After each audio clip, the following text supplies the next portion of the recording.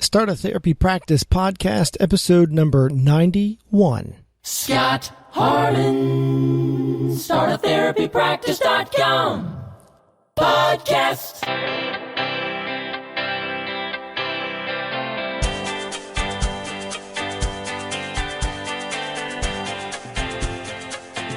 Hey there, how are you doing? It's been a while since I've been in the podcast saddle. It is great to be back interviewing the likes of Alex, the swing guy. Now, I don't know about you, but I've been so busy. We just acquired a new school contract with my private practice. We opened a third clinic. It is just crazy busy, but I'm so excited to be able to own my own private practice. I was explaining to a new Academy member how truly exciting it is to be the master of your own destiny. I mean, I don't wait for the alarm clock to go off every morning. I typically wake up at least 15 minutes before my alarm clock goes off, and the alarm clock is set for 5 a.m. I'm just ready to go. I mean, I'm so excited to see what the day is going to bring for my private practice, for my business, because I am the captain of my own ship.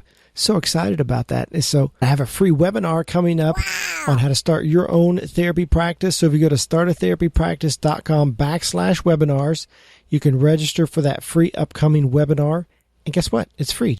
I'm going to be presenting at the Independent Therapy Providers Association annual conference this year. It's the third weekend of September. So you can go to startatherapypractice.com/speaking and you can see the link to that, and you can also register for that upcoming conference. Now, there is going to be continuing education provided from ASHA. ASHA is extending continuing education for that conference. If you'd like for me to come and speak at a conference that you are familiar with or that you're associated with, please send me an email, scott@startatherapypractice.com. Let me know about it, and I will see if I can fit that into my schedule. I love speaking to live audiences. I just get a thrill out of that and helping out. So email me, scott@startatherapypractice.com. I'd love to speak at your conference or your gathering. So with all that excitement, I want to get to the interview with Alex, the swing guy, okay? So Alex, you can follow Alex on Instagram and on Facebook. So if you just do Facebook or Instagram, it's Sensory Digest. So at Sensory Digest is where you can connect and follow Alex.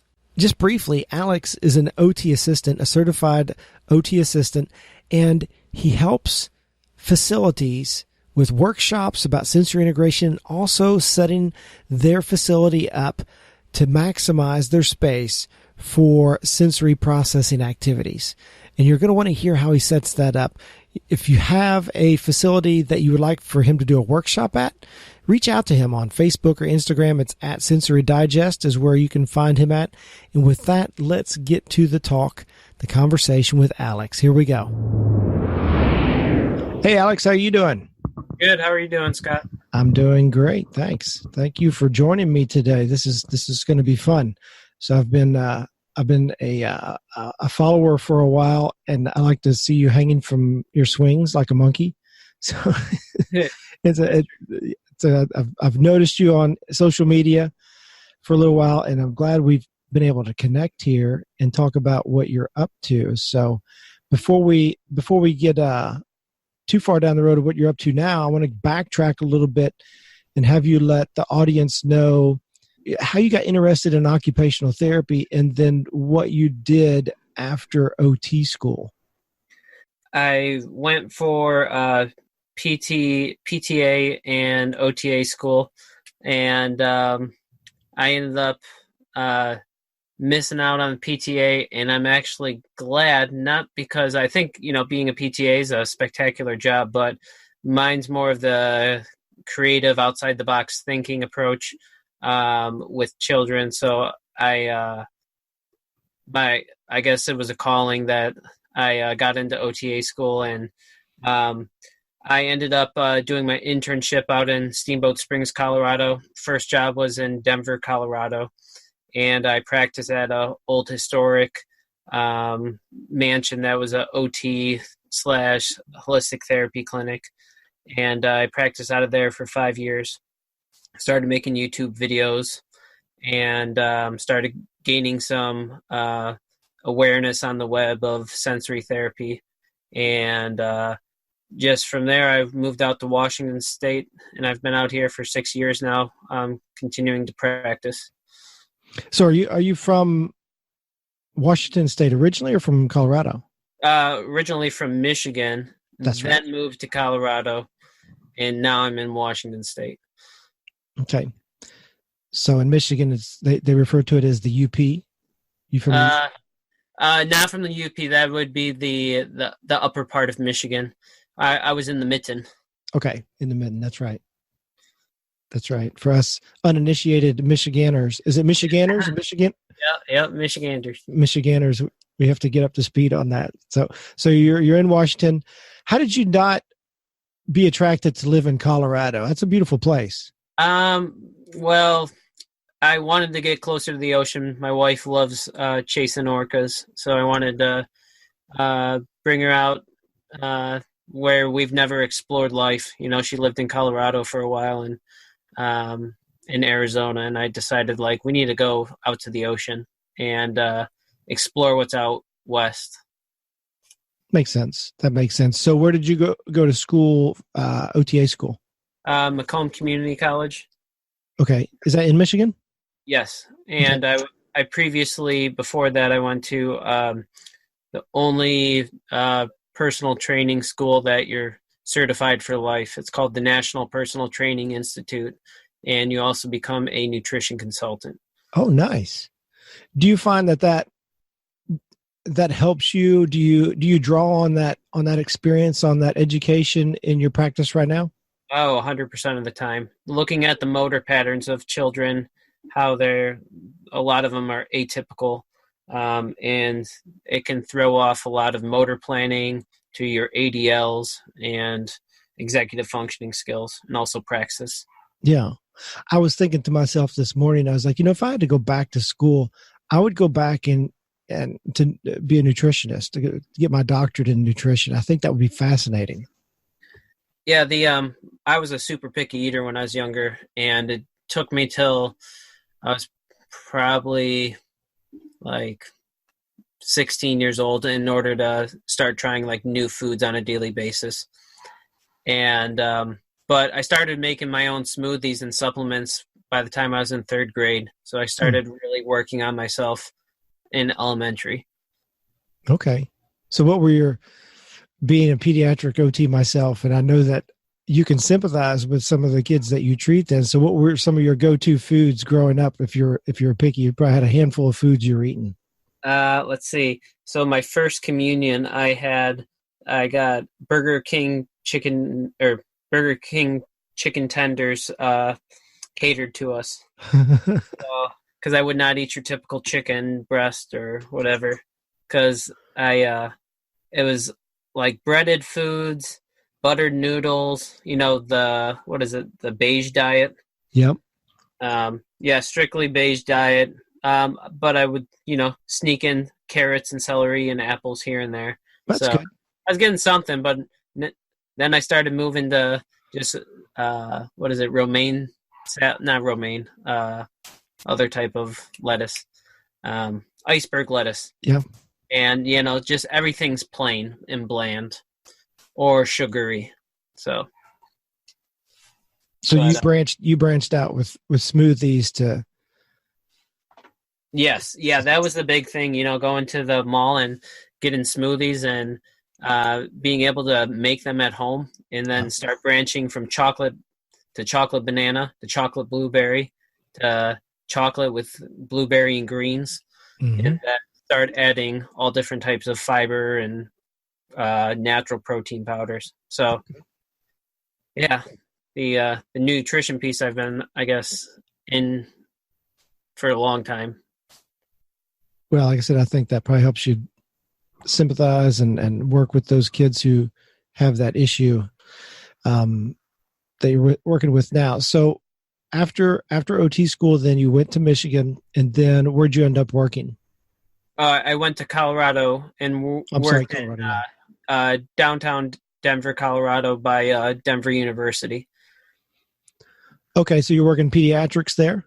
Yes. Yep. Okay. And you said at that point you started doing some videos, some YouTube videos? Yeah, the first one was like sensory integration therapy, part one. Then I did part two, then part three, and they started getting lots of views because I was sharing them on like Facebook. Mm-hmm. So who were you directing those sensory videos to? Parents? To parents, to therapists, so therapists could share with their families and clients about what they do for work. Mm-hmm. Because you talk, I'm a pediatric sensory integration OT. What is that? Well, I do suspended activities in space all day for therapeutic benefit. Well, what does that look like? Yeah, what's that? So, I wanted to see something that's up to date, because the only thing you'll find out there's some decent little documentaries that are like 5-minute videos, but it's like a therapist talking, and then they're doing a 10-second activity with the child. Well, besides Gene Aries, I mean, there's not much video you can get online unless you pay for it. But besides that, there's not much video. Even Gene Aries stuff, you can only find in her paid videos. Mm-hmm. So in Colorado, as you're treating, was it an outpatient clinic then? Yeah, it was an outpatient. It was like think of like a older historic mansion, and they put a swing structure in a couple rooms, and then like at the top of the building was the sports room, and another room was the scooter board bungee room and scooter board ramp with a tunnel underneath. And I got to start designing some stuff there and different types of swings, and started writing articles for Southpaw and just making lots of YouTube and Facebook videos. Okay. So you're there for, you said 6 years? Or you've been in 5 Washington? years. 5 years, and then you've been in Washington for about 6 years. Yeah. Okay. So when you went out to Washington, which is where you're at now, what type of setting are you in now? So I'm all the other clinics I worked in were multidiscipline, and the clinic I'm at now is strictly OT with a SI approach. Okay. So it's strictly pediatric, I assume? Yes. Okay. So what does your typical caseload look like? I mean, as far as age, and is it all sensory, or is it you have some CP kids in there too? What are you treating? So my main caseload, or I guess you could say the clinic's caseload, we would see we see a couple kids with CP. We see a couple kids with Down syndrome. But, main clientele would be sensory processing disorder, autism, Asperger's, ADD, ADHD, behavioral disorders, learning disorders. Also, what else? Anxiety, depression, and just poor engagement and participation. Mm-hmm. What's the age range?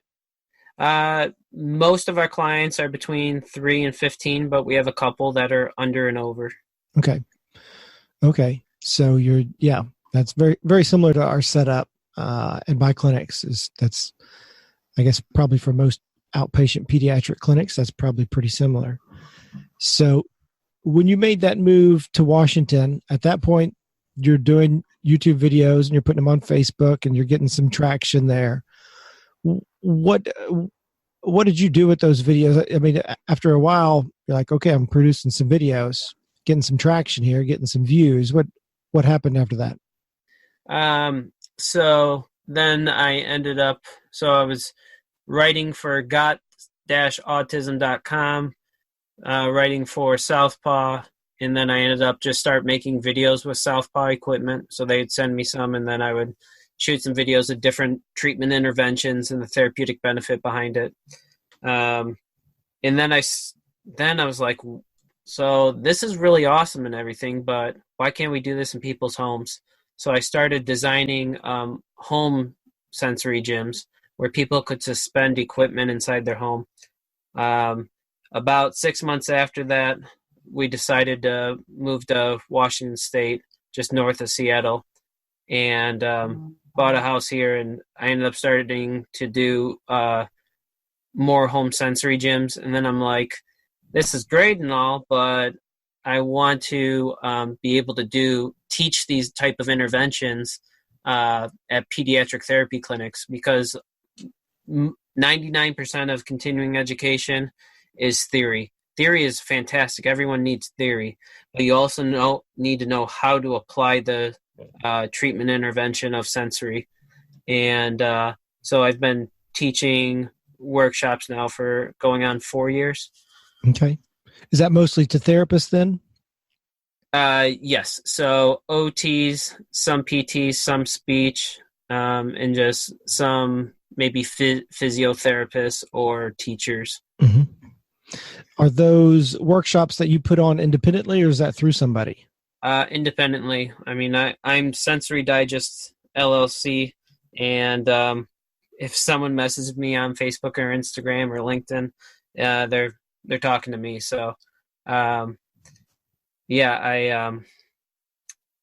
about it. Yeah. So I'm interested then on how that looks at the very infancy when you decide, you know what, I think I want to put on a workshop. Did you at first do that like in a webinar to test that out? No, I just put it up on my social media on Facebook. I'm like, I got a whole bunch of my pictures, threw them in like a collage, and I said, hashtag King of Swings workshop. Coming soon to your pediatric clinic, strictly hands-on sensory motor interventions. And then a therapy clinic messaged me on Facebook and like, hey, we want you out here. So nice. So I ended up going to San Antonio, Texas, and doing it for the pediatric therapy specialists. And then from there, people saw pictures and like, hey, can you come to our facility? Mm-hmm.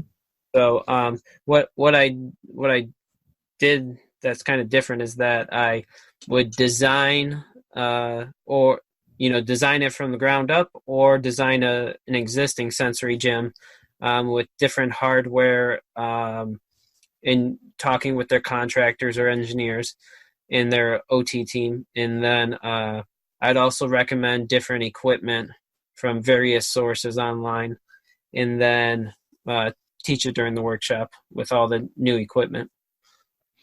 So, and maybe this has changed over the time period that you've done these workshops.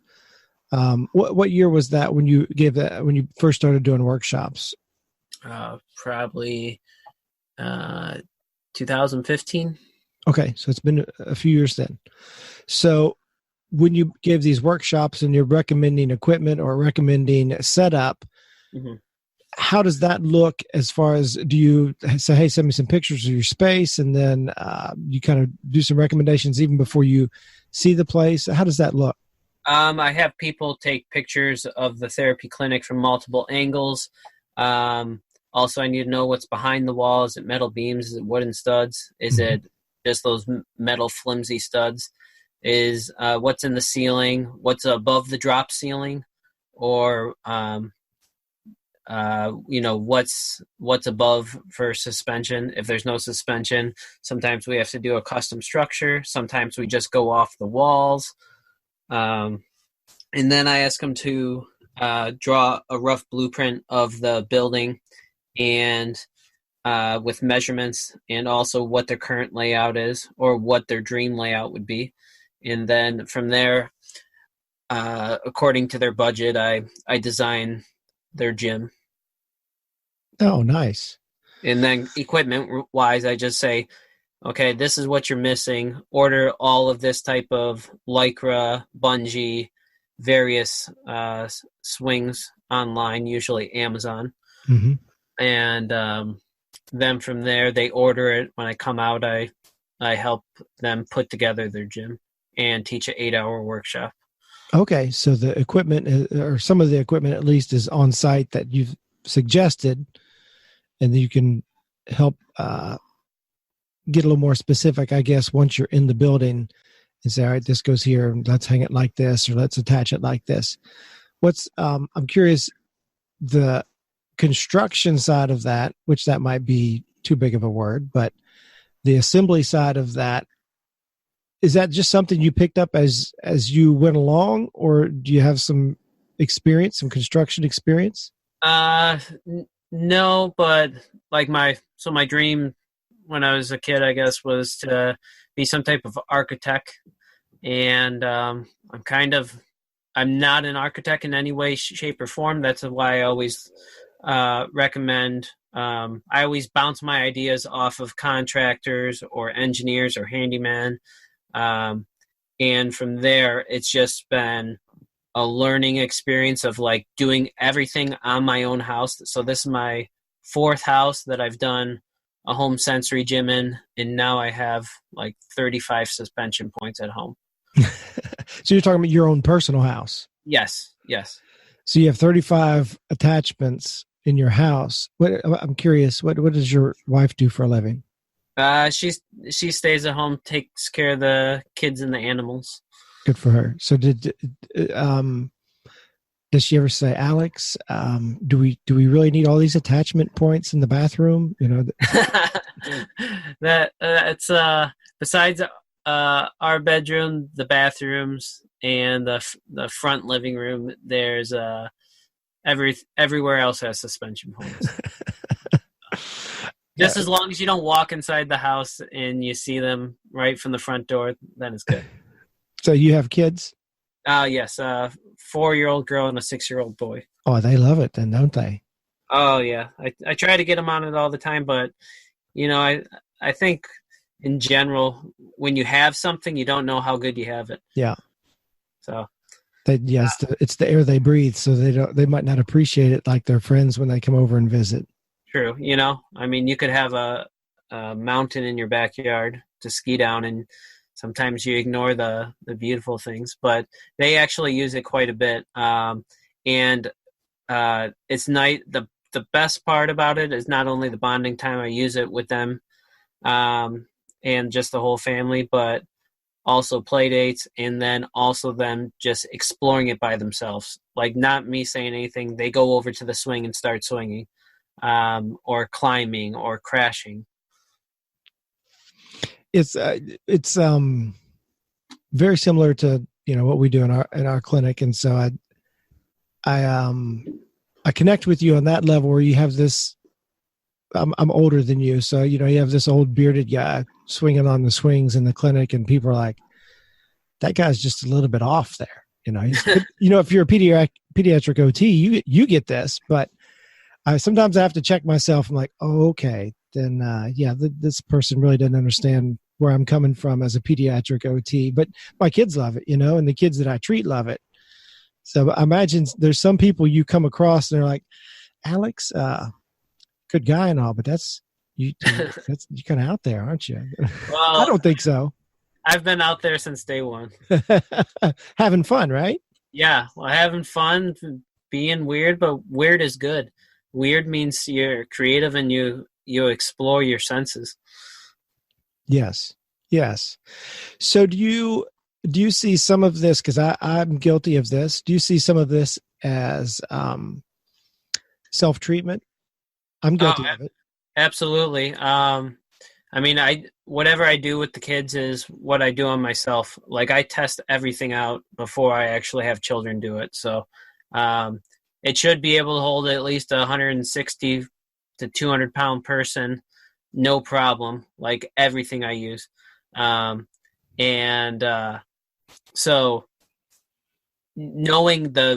understanding how a child may interpret it is the most important part of, you know, clinical observations. You can read their response, but you don't truly understand it sometimes until you actually try it yourself. Mm-hmm. If you're defensive to it, then a child, you try to understand and interpret it a little bit more closely. You know what I'm saying? Mm-hmm. So that's why it's like I would not put a a child on a piece of something that I was hesitant about. Like, I want to make sure that I feel intact and I don't feel on that fight or flight. And I'm trying to put a child on it themselves. So that's just my outtake. You know, there's a lot of adults with injuries and also sensory processing disorder. But what you can do as a therapist is do therapy on yourself by exploring these things. So you've done a number of these workshops and helped with some build out. What's some of the, I don't want to say wacky and off the wall things, but more I guess innovative things that you've done to help a practice or a clinic implement some sensory equipment? Let's see. So there, I've done like larger, larger scale. Are you saying? It could be, or just something different that maybe, us ordinary OTs might not think about. Oh, okay. Let's see. I would say the thing I just did in Brazil was off the wall. It was fantastic, but it's not a therapy clinic. It's a sensory company out of Belo Horizonte, Brazil, and I designed their showroom and a lot of their sensory equipment. So the factory was connected to the sensory showroom. So I got to teach a 2-day workshop, hands-on, with equipment that I was like, okay, can you make this right now? They would get their employees on it, and they would make a swing, like a rotating bolster swing that nobody sells, and now they sell it. You thought you had died and gone to heaven. Oh yeah, that was the most fantastic type of 2-day workshop that I've done. But I think I'm going to top it out in 2020. That is so cool. That would be so fun. Oh, and I got to design the metal frame showroom structure too, of like the layout, and that just opened up. It was like we had something like 30 or 35 OTs getting to explore all different sensory equipment. So I'm curious. So if a private practice or even another facility that might be interested in installing some sensory equipment, like I could see some of these, like we have a urban air close to us, or like some sort of gym, a youth gym, a pediatric gym. If they wanted to reach out to you and say, "Hey, Alex, we're thinking about redoing some stuff, or we're building out," what would be the best way that someone would get a hold of you? At Sensory Digest, like the @ sign Sensory Digest, one word, on Facebook or Instagram, also LinkedIn. So that's the easiest. My website's kind of, it's glitchy right now. So, but a friend knows a friend that has Facebook or Instagram in this day and age. So they can find me somehow. Everybody's there. And then you could just start having that conversation of back and forth. Hey, what do you got going on? What do you need? What are you looking for? Let's say, a company, private practice, or even a school. I think this would be a great thing. And maybe you've already done that for school teachers and special ed, to bring you in for a workshop. What does that look like? So I was actually this morning it's called the Red Youth Barn. It's like a youth center for after school, after school program, year round. And they also help out, children with special needs or whatever. But I'm hopefully going to be designing their sensory sensory gym and a sensory room. So like more of a multi-sensory environment that's relaxation. And then another one that's more of a large motor movement room. Mm-hmm. And I just got done with another business. Sensory Fitness and I collaborated on we fundraised some money for a at-risk school called Relife. It's out in Puyallup, Washington. And we fundraised some money to design and create a sensory room for their school. Okay. So if a facility or a company or an organization wanted to have you out, say just for a workshop, and say we really don't want to build out right now, but we would like to have you give a workshop at our facility. Is that a possibility? That's always a possibility.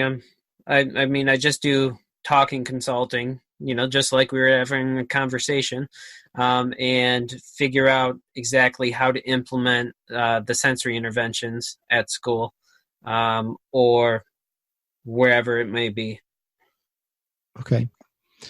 And you're still doing YouTube videos, Facebook videos, I assume? YouTube, not so much. Mainly Facebook and Instagram. Okay. It's just there's more people communicate and connect on there. I mean, yep.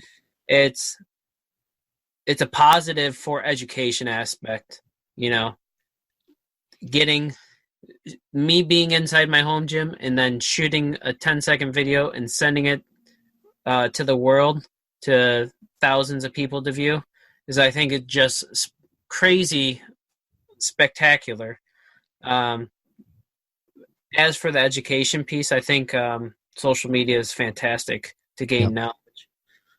So whenever there's something really good, there's always super bad to it too. Sure. Yeah, that's the nature of how the world works, right? There's going to be good and bad that goes on with that. So there was a follow-up there. It's coming. We were talking about workshops. Yes. I know what it was. So do you have any, say, online courses or anything that if somebody was like, I can't really get to the workshop, I know there's not going to be a workshop near me, but I want to see what Alex has going on. Do you have anything to offer online?